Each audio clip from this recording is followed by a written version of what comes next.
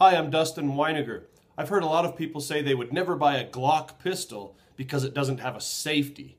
Of course, by safety, they mean a mechanical switch or a button that they can push to make the gun safe.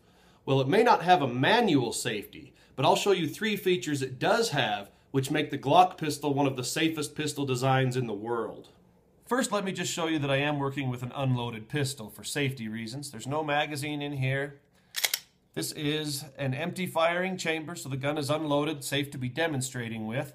First thing to point out to you is the trigger safety. It's a little hard for you to see on camera, but on the front of the trigger, right in the center, there's that little piece that protrudes forward, which has to be pressed before the trigger can be pressed. That means the trigger cannot be pulled from the sides or by inertia if the gun were to be dropped or to fall. So you have to get your finger on the front of that trigger before you can pull it to the rear.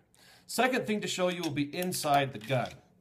On the trigger bar, which can be seen right here, this part of the trigger bar protrudes upward. And I'm going to show you, as the trigger is pulled, you can see that part of the trigger bar, I'm touching it with the tip of my finger, come back and slightly up.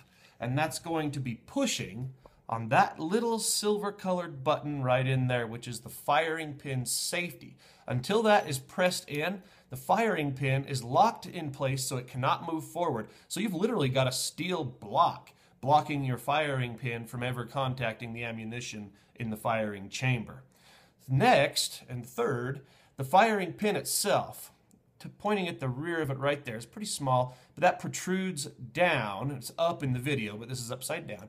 So that's protruding down and hooking onto the back of this part of the trigger bar. The best way I've ever found to describe that, looks almost like a little Christian cross right there, silver colored, and that's hooking right on the back of that, holding the firing pin from ever moving forward. So you've got 3 things on a Glock pistol: the trigger safety, the firing pin safety, and this rear end of the trigger bar, all preventing the gun from being fired until you pull the trigger. Now on that trigger bar, you'll see as I pull the trigger, I'll do it slowly, it will move back and then slightly down, releasing that firing pin forward. A great thing about this design is that you don't have to remember to disengage a manual safety before you can fire. You just have to aim and squeeze the trigger when you're ready. Some people argue that because all you have to do is squeeze the trigger, that there's really no safety at all. But remember, the safety features of this firearm are designed to prevent accidental discharges. For example, if you drop the gun, it cannot fire. The only way, though, to prevent negligent discharges is if you follow the safety rules. Number 1, always keep your gun pointed in a safe direction.